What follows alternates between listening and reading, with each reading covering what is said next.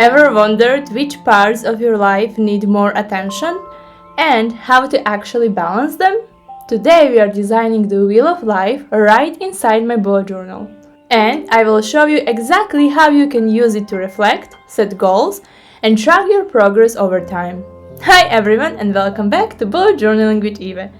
This is another bonus video and I am so excited to share why I decided to include this spread in my journal for the very first time. Let's start with the materials you will need so you can create this with me step by step. For this spread, I will use this compass that I can attach to any pencil or pen I have at home. Then, this dual tip marker in blue, a ruler, this 0.3 Unipin point liner and this blue pencil by Faber-Castell. But you can use any pencil that you have at home and you can even skip this step. Then I will also use an eraser and of course my bullet journal. Later on I will also use a pencil.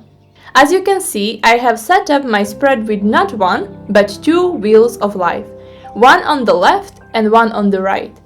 In just a moment I will talk you through exactly what the wheel of life is, how it works and why I decided to make it part of my bullet journal this year. I have already written down the categories I want to focus on. They are right here on this sticky note. And I will explain how I choose them so you can create your own personalized version.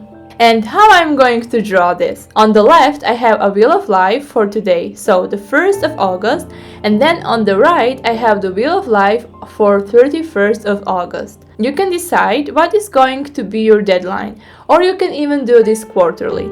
Then I will take a ruler and as you can see, I will measure 5 centimeters that make 10 dots that I can mark for each category on my wheel of life. Then I'm going to draw 2 circles and then I'm going to divide those 2 circles into 8 categories. The Wheel of Life is a self-reflection and goal-setting tool that helps you see how balanced your life is across different areas. You rate your satisfaction in each area, usually on a scale from 1 to 10, and plot it on a circle divided into segments. The result visually shows which parts of your life need more focus or improvement. You can adapt this to fit your lifestyle, but common and popular areas that you can include are health, finances, career or business, personal growth, learning, family and friends, romance, relationships, fun and recreation, physical environment, spirituality, etc. As you can see, while I was talking about what the Wheel of Life is and what to include, I already divided my circle into 8 categories. And now I am drawing some marks so I know where to mark each category as it is right now. I am going to do this with pencil so that I can erase it later.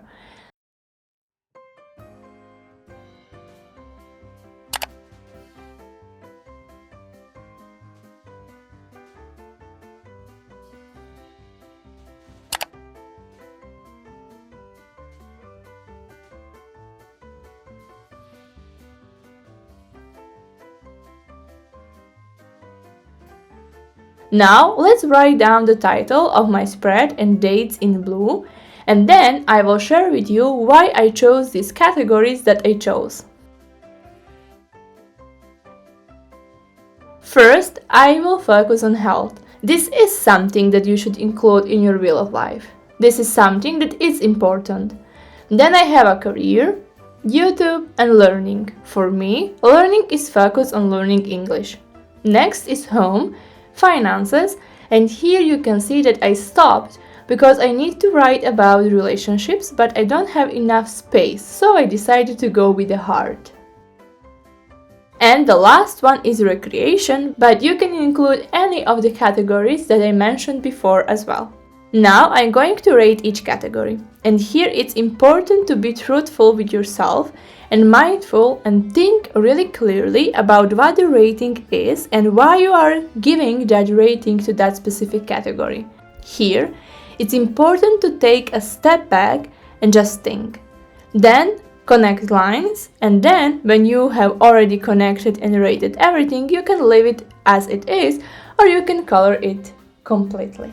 As you can see, my relationships are at the lowest point, and this is because I'm living somewhere far away from my parents. My best friend is now living in a different city, in a different country, so I combined all of my relationships into one category, relationships. Maybe it would be better for me if I divided this into different categories. For home, recreation, and learning, I have the same mark, and that is 3. So those are also things that I need to focus on. Based on this, you can write what your goals are and what you want to focus on.